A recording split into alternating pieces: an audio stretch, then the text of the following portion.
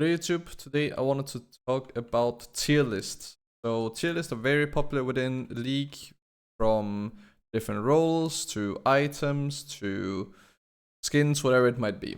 And today I wanted to talk about what people often get wrong about these tier lists, because a lot of people simply go to a random tier list. In this situation it's for jungle, and they look at the top half of the tier list and say, okay, these are the champions that are good, and all these champions down here are bad, so I'm just gonna ignore these and never pick them ever. But the thing is, when people make these tier lists, it comes down to how good are they in the meta and how good are they as a blind pick. So that means that the higher up they are in the tier list, the more meta they are, and the better they are as a blind pick.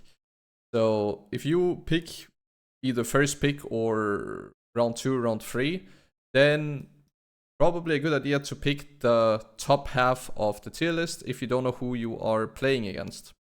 But if you do know who you're playing against, both directly in matchup but also overall as a team composition, well, then you can actually go ahead and have a look at different sets of champions.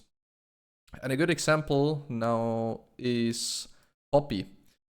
If you know that the enemy team has a lot of dashes on their team, it could be that the enemy team picks Lee Sin or Jarvan, well then Poppy is actually a really solid pick.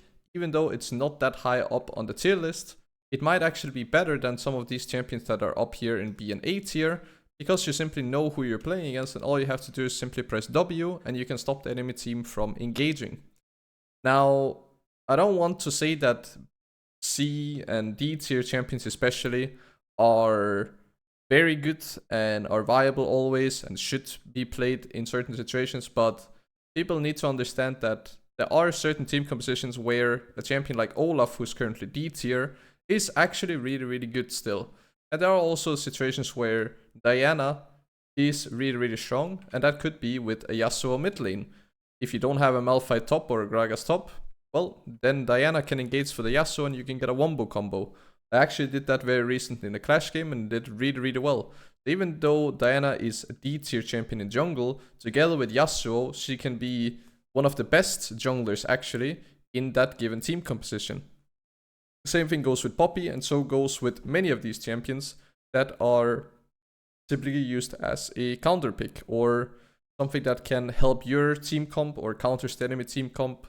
So yeah, I just wanted to throw that out there, that remember that it's not only the A and S tier champions that are good, and sometimes B, C, and even D tier champions are actually better than some of the champions above, when you just have information about either your team composition or what the enemy team composition looks like. So if you enjoyed the video, remember to leave a like. If you have any questions, leave them in the comment section down below and I'll get back to you.